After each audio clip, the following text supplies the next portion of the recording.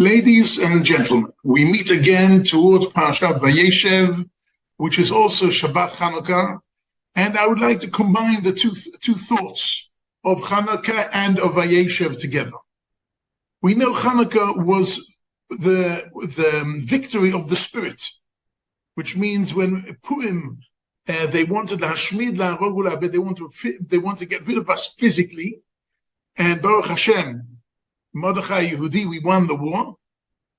And Chanukah time, the Maccabees won the war, but there, Hashkisam Toratecha, they wanted us to forget our Judaism. They were against our soul.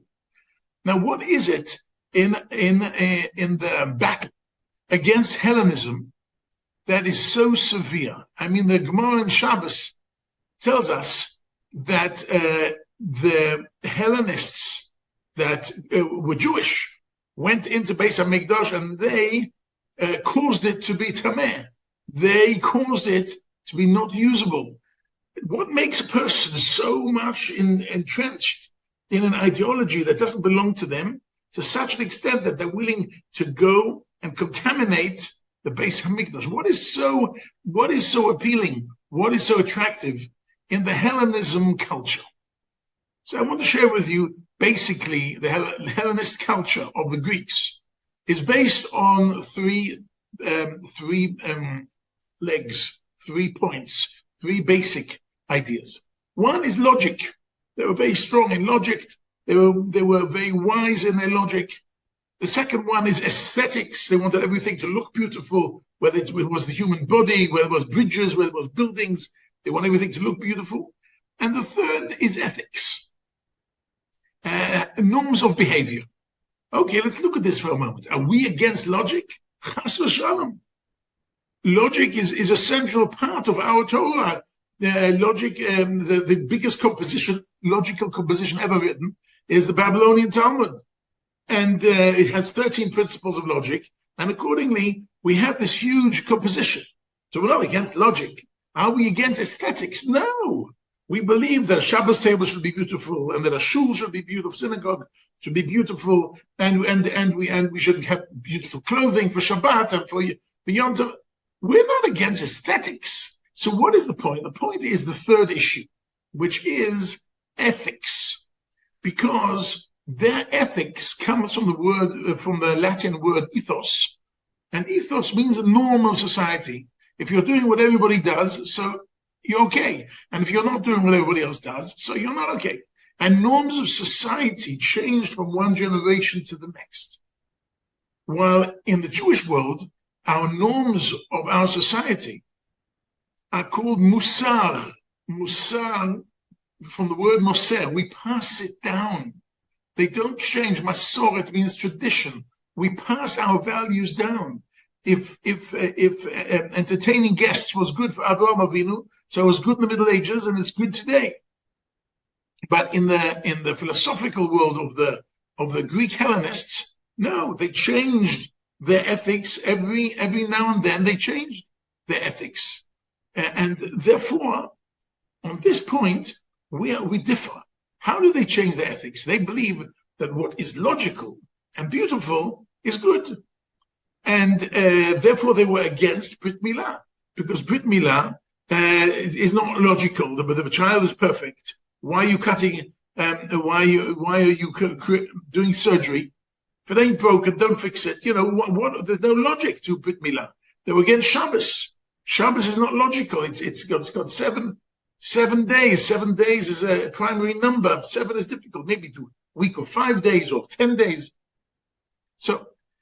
And they were against logic, and they were promoting logic and aesthetics. And if something is logical and aesthetical, then it is good by value. So let me give you an example from an advertisement. If you see an advertisement of toothpaste and they show people with beautiful teeth that the sun is reflecting off their teeth, very aesthetical. And then they explain the logic with a kind of a cartoon that the toothpaste itself fights the germs and cleans up the mouth. So it's also logical. It's not only aesthetic, also logical. And if that is not enough, this week you get 3 for the price of 2, which talks to our financial logic. But you know what? We cannot put into our mouth something which is not kosher. And therefore, I've never seen an advertisement at the end it says, and it's kosher. The toothpaste is kosher. And we have to make sure that what we're doing is the right thing in the eyes of God. The first person in history, and Maharal from Prague says, first person in history to fall into this trap of logic and aesthetics is Eve, Chava, the first woman ever. Why? Because the primary sin was that she ate from the tree of knowledge, Eitzadat.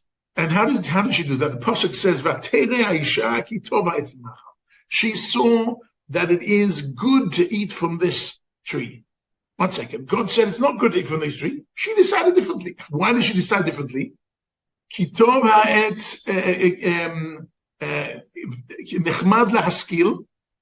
makes sense to eat this because it has vitamins, has this, has that, the other.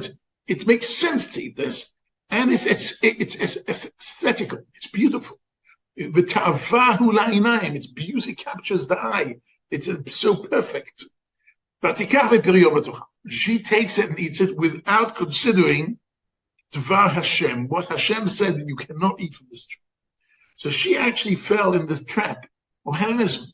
Because when something is beautiful and logical, does not mean that it is right. If we have a beautiful pizza now, which smells good and looks good and I'm hungry, etc.